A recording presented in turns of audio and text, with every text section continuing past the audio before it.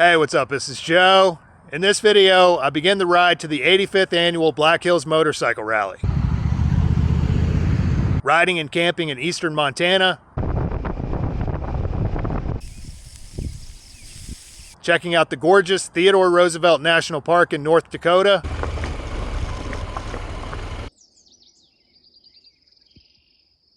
And finally heading across the hot and windy plains to the town of Sturgis.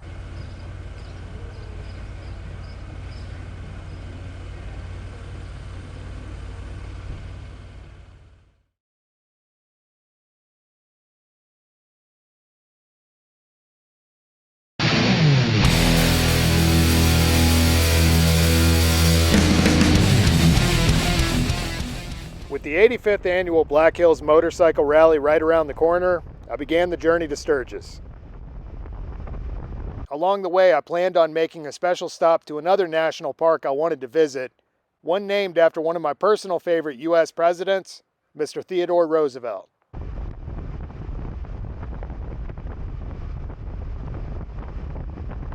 From Red Lodge, I headed up to Laurel, Montana, where I replaced my previously stolen cooking equipment and kept riding east toward a free campground near the town of Rosebud.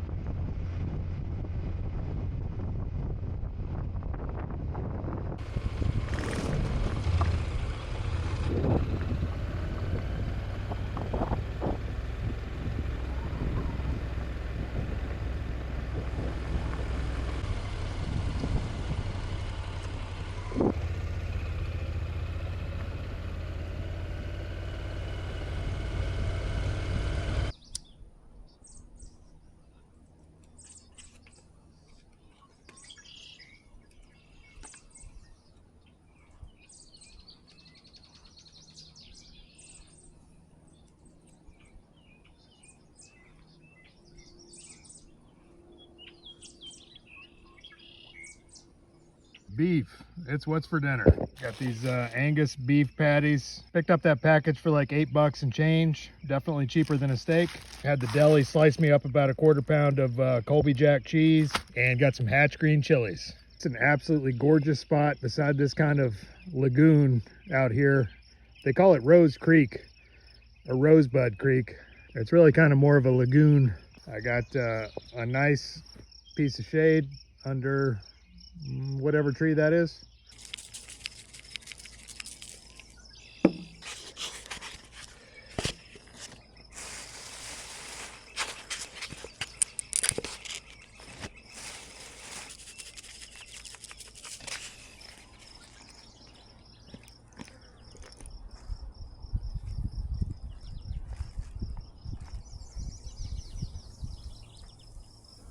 Okay, with these patties, what I like to do is wait till you start seeing some juices bubbling up through the surface, kind of like that, and then go ahead and flip them over.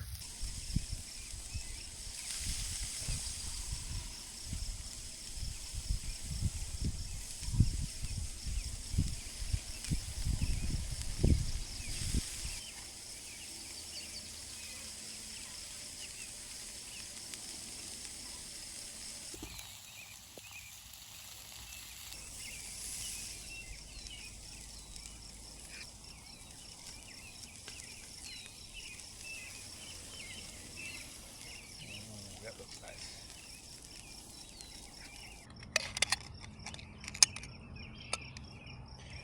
All right, get a little bit of green chilies on there. Oh yeah. Bon appetit.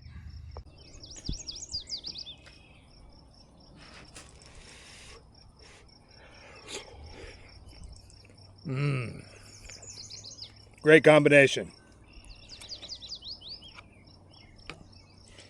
May not be a steak, but it's pretty damn good.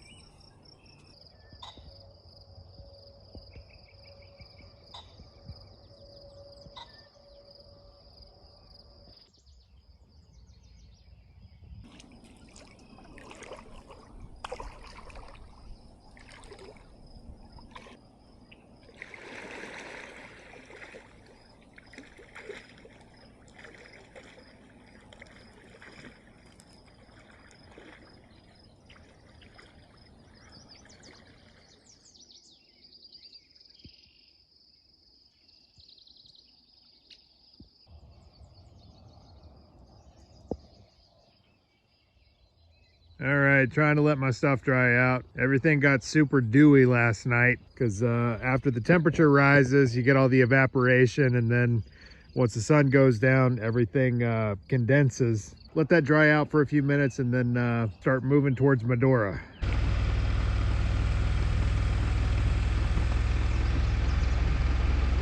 From Rosebud, I rode straight into the morning sun toward Medora, North Dakota, a little town just on the southern terminus of Theodore Roosevelt National Park.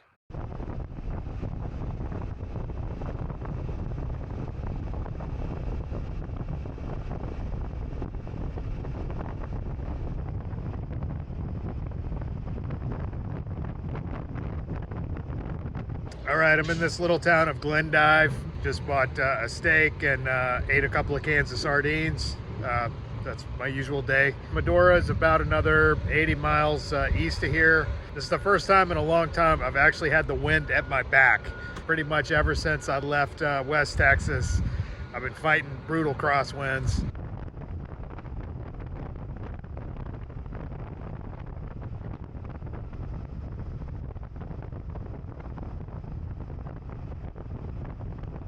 Well, I shouldn't have spoken too soon about the favorable wind conditions.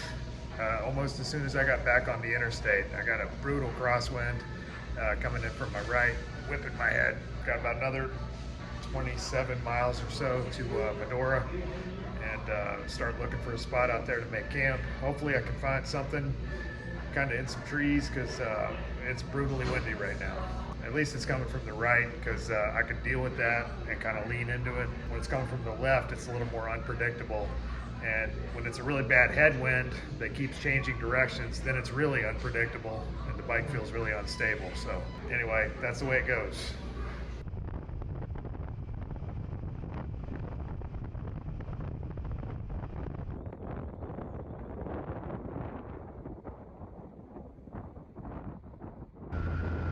A few miles outside of Medora, I began looking for a spot in the Little Missouri National Grassland.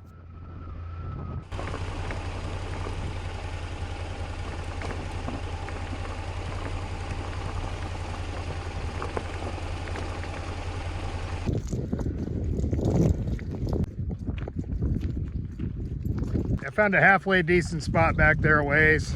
Right now I'm just hiking to the top of this hill to get a better vantage point and see if I can kind of scout out the area.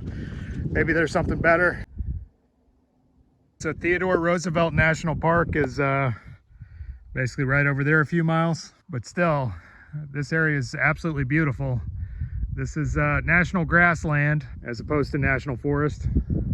Yeah, it's windy as hell up here. All the RVs you see are like always parked on this high ground, which is, I mean, I guess an RVer doesn't care about it, but to me, I'm always trying to get out of the wind.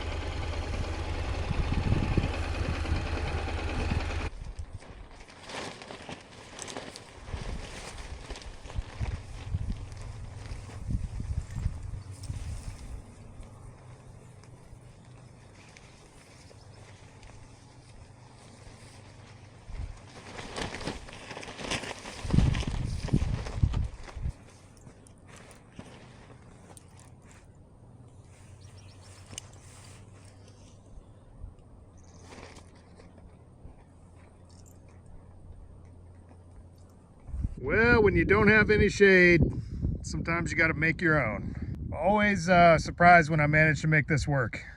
Nice and shady in here. Unfortunately, because of the thin material, you get a little bit of greenhouse effect. Obviously, if I had like a thicker, heavy-duty tarp, it'd be a lot cooler under here right now. But it's definitely cooler under here than it is out there.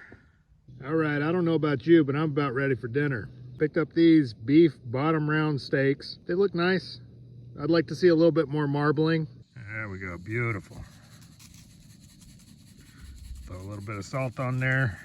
I just replaced my old frying pan with the smaller one that I think is going to be a little easier to carry around. In case you're wondering why I'm not trying to cook under that tarp, it's not really a good idea for a couple of reasons. First of all, I don't want to set my bike on fire. And second of all, I don't want to get everything smelling like delicious, juicy beef. Bears could smell that, I mean, long after you've cooked under it. So try to keep the food odors away from my sleeping area. This seems like a pretty good cooking pan. Obviously, my cooking stuff disappeared from when I was camping in Red Lodge, so this is the replacement. This is definitely lighter, and it's ceramic coated, so I don't have to worry about, you know, using my fork and scraping off a bunch of toxins into my meat. But seems like it's doing pretty well. All right, here we go. Give this bottom round steak a try. Flavor-wise, it's great. Texture-wise, it's a little tough, a little chewy. The one thing I probably should have done with this steak is take it out of my insulated cooler bag and salt the meat and let it sit for about 30 minutes to an hour. As it was, I had a bag of frozen broccoli in there, and so it was keeping everything cold, you know, almost like it would be if you put it in the refrigerator or something. In eating this also, I'm trying to avoid getting any dried cow shit on any of my food. Although at this point, I seem to have a pretty strong stomach, at least when I'm in the US anyway.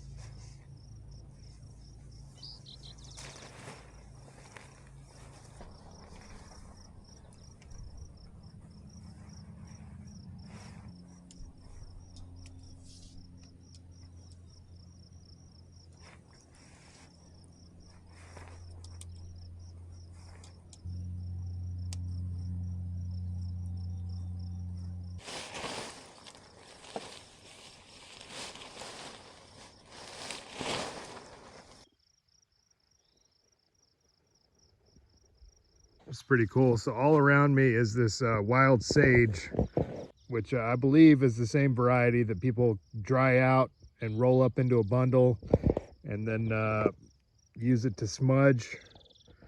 The idea being to ward off evil spirits, but it's the leaves are very aromatic. Not really sure if it's edible. Try a little piece. Tastes kind of sagey. Not the most appetizing thing in the world. One of the things that's tripping me out is how long the days are up here at this point of latitude. I'm pretty far up there. North Dakota gets some pretty extreme weather, but nevertheless, this place just looks like absolute rattlesnake territory. I've been watching it everywhere I step and where I put my hands. I could just see it happening, you know, a total disaster scenario.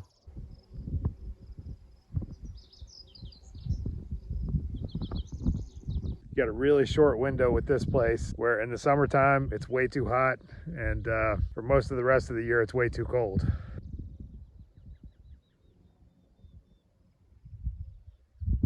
Well, everything's completely soaked, as you might imagine, being out in the middle of the grasslands here, but it should dry out pretty soon. Got the sun coming up.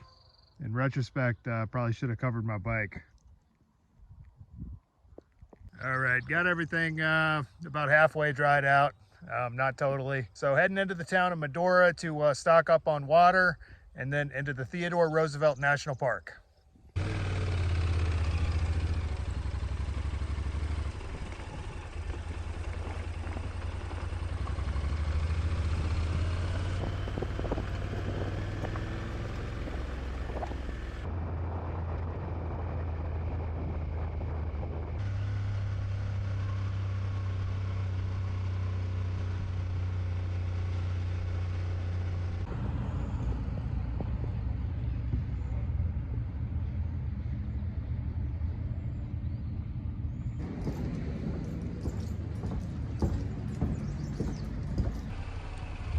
Before we get too deep into the park, let's take a moment to talk about the man for whom it was named. Theodore Roosevelt was unquestionably one of the most colorful of all the U.S. presidents, a practitioner of both boxing and Japanese jiu-jitsu. He was a soldier, cowboy, big game hunter, world traveler, and an avid outdoorsman. Widely regarded as one of the most influential presidents in U.S. history, he was instrumental in establishing antitrust laws and developing the U.S. national parks and forest systems. Last summer, I read a fantastic book called The River of Doubt, which tells the story of the ill-fated Amazon jungle expedition which almost took his life. I found him to be an endlessly fascinating character and related strongly to his adventurous spirit and love of the outdoors. Whether you agree or disagree with his views, the simple fact remains that America wouldn't be what it is today without his vision. For that matter, it's highly unlikely that this channel would exist in its current form without the precious public lands which I call home for a large portion of the year. With that said, let's get into the park.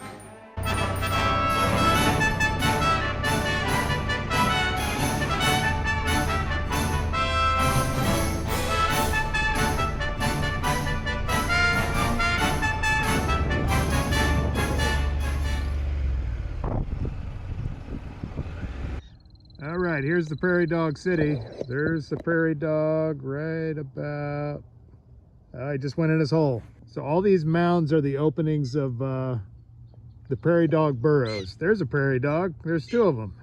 Bunches of them out there actually. Look at that. Looks like he's doing a little dance or something.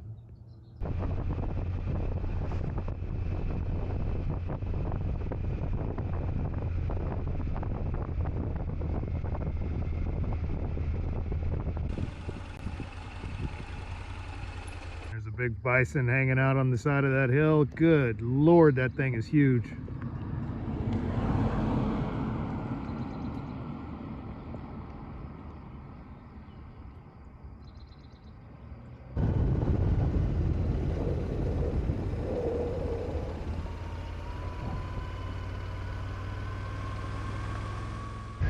At this point in the adventure, the road was covered in a layer of what appeared to be white mud.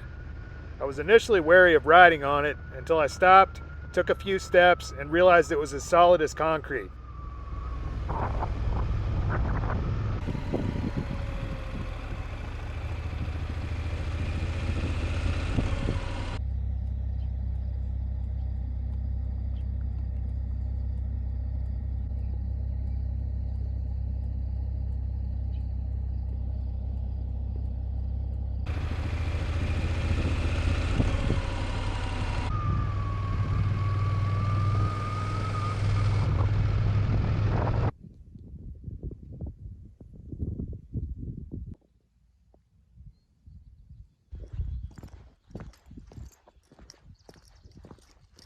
There's some of the North Dakota badlands.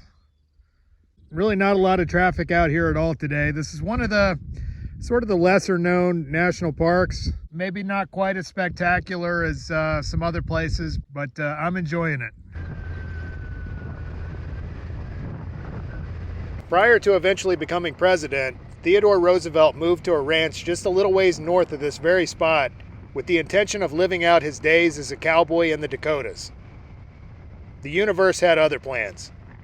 After a particularly harsh winter, he lost half his herd and promptly returned to his home state of New York.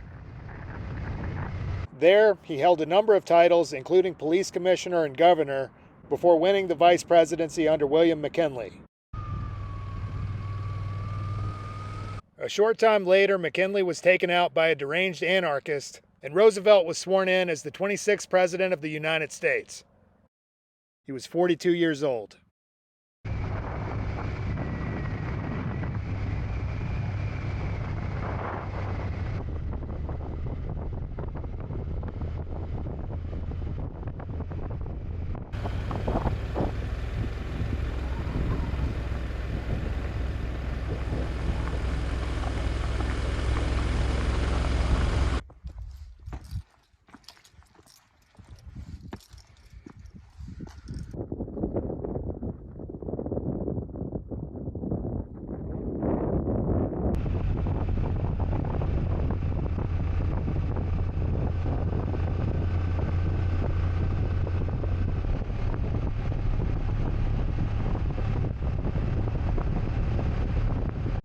Well, this is the end of the road. I think normally this route actually kind of forms some kind of a loop, which takes you back to the entrance of the park, but they're doing some construction out there, obviously, so I'll just have to turn around. It's about 22 miles back.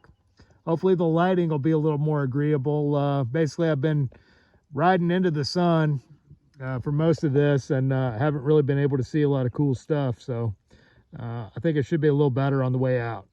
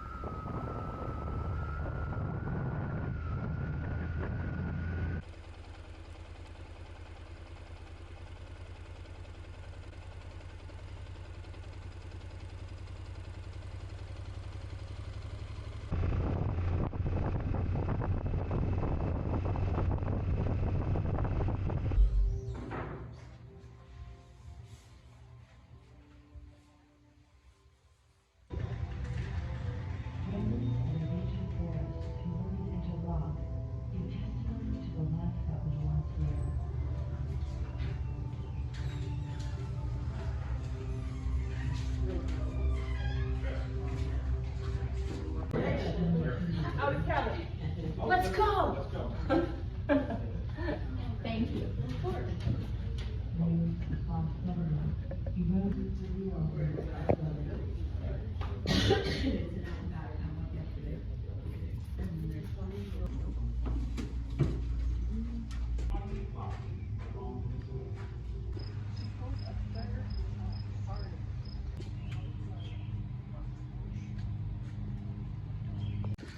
All right, well, this is a pretty nice campground, but it's 36 bucks a night. Basically, it's hot as hell, so I wanted to stay in a place that has some trees and the added convenience of a shower, which was sort of the attractive point about this place, but I ain't paying 36 bucks. While the previous night's spot in the grassland had definitely been beautiful, it left a lot to be desired in terms of shade and dew coverage. Besides, I planned on going back to Medora later that evening and needed a place where I could leave my stuff set up with relative peace of mind.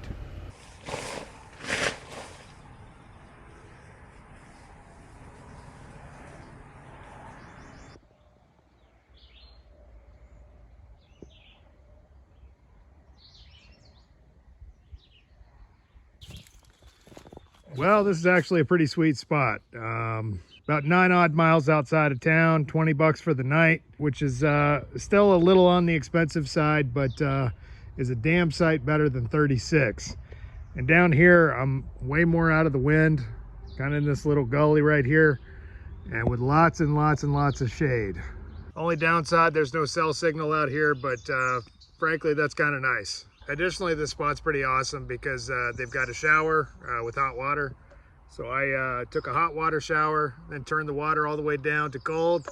And man, let me tell you, this is definitely some cold water. That was almost as bad as the creek in Red Lodge that I've been jumping into. It was shockingly cold.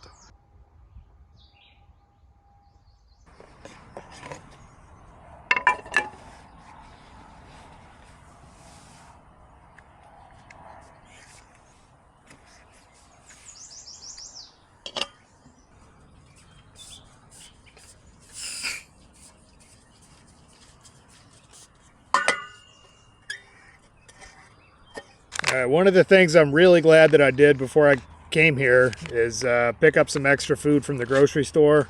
They got a little general store down there, man. The prices are outrageous. So I got some more of this chata cochinita pibil, which is basically stewed barbecued pork from Mexico. Really delicious. I got some hot hatch green chilies, some boiled eggs, and a couple of these singles of cheese. So I'm pretty damn hungry. Pulled a couple of ticks off me when I was in the shower, but it is the grassland. I'm not sure if Lyme is such a concern out here, but I'm assuming they have probably Rocky Mountain spotted fever type of thing. So anyway, we'll see.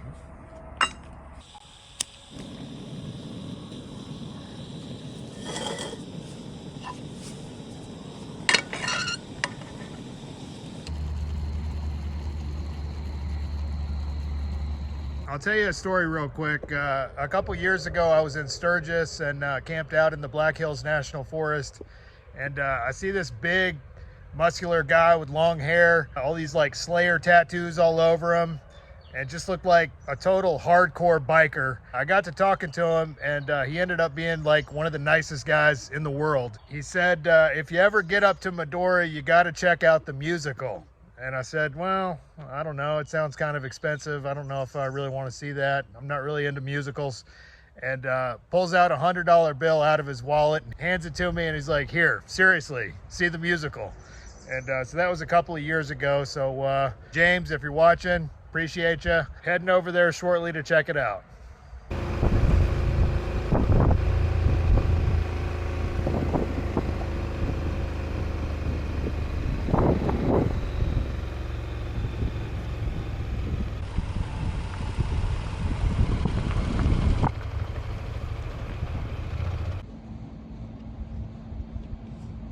The Medora musical has been going on in one form or another since 1965.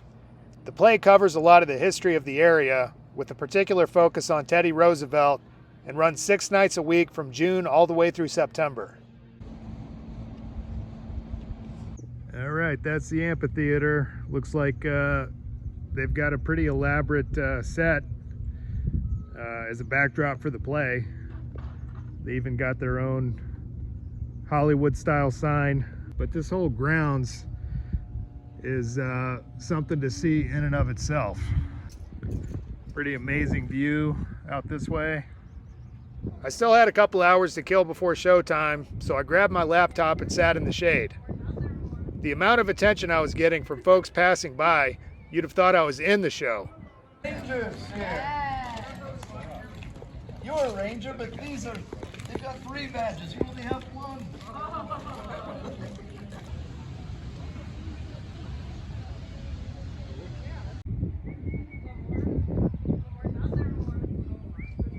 Well, that was pretty awesome, with a couple of moments in there that were absolutely incredible. And interestingly enough, even though they didn't explicitly state any restrictions on filming, you really didn't see that many people with their phones out, which was cool. There are times when it's just better to kind of be in the moment and enjoy the show, as it were. They're calling for absolutely brutal winds. It's supposed to be absolutely ridiculously hot. So I got an alarm set for 4:30 in the morning, so I'm just gonna get up super early and try to beat as much of that hot wind as I possibly can. Ridden across the prairie before, and it's just like riding into a blow dryer. Much rather wake up early and get it out of the way. Pretty much a straight shot once I get on 85 south to the Black Hills.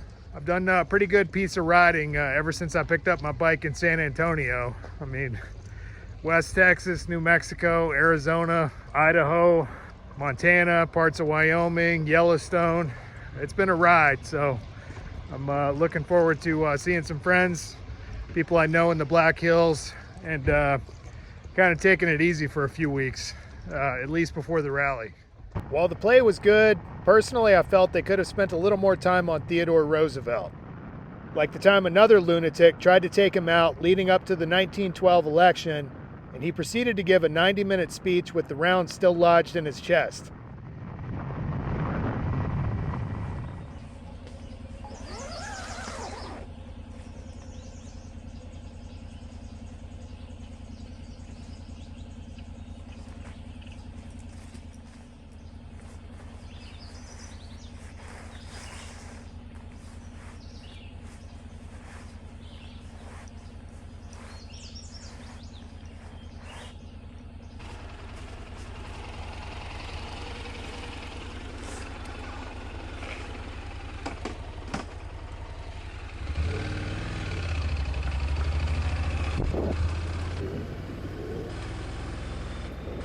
From my spot near Medora, I got on I-94 to Belfield, then made a right onto Highway 85 and stayed on that all the way to the Black Hills.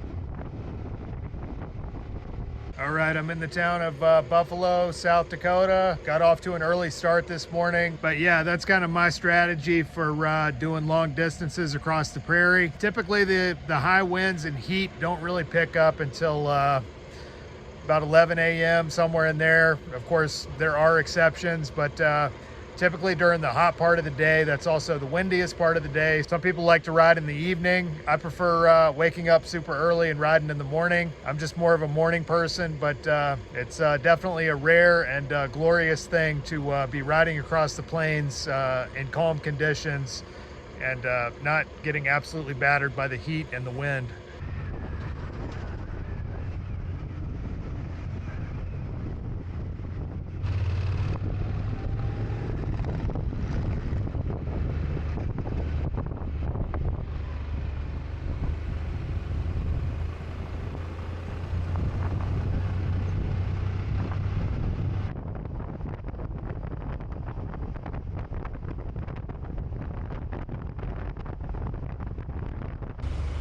In Spearfish, I stocked up on food and water, then set up camp at my usual spot in the Black Hills National Forest.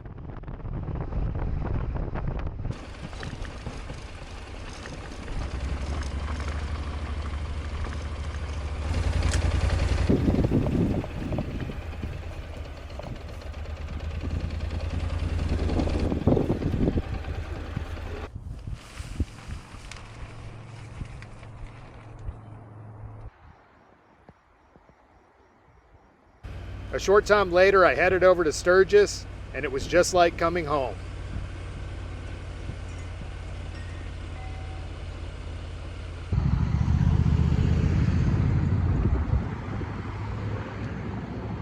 So I hope you enjoyed that video of the ride to Sturgis. Just a quick reminder that I'll be set up behind J&P Cycles with Memphis Shades for the duration of the rally. So if anybody happens to be in the neighborhood, please come by and say hi. With that being said, if you enjoyed this video, please hit like and subscribe. And as usual, I've included an optional donate link in the drop box for anybody that might like to contribute to this project. Otherwise, thanks for watching, and we'll see you on the road.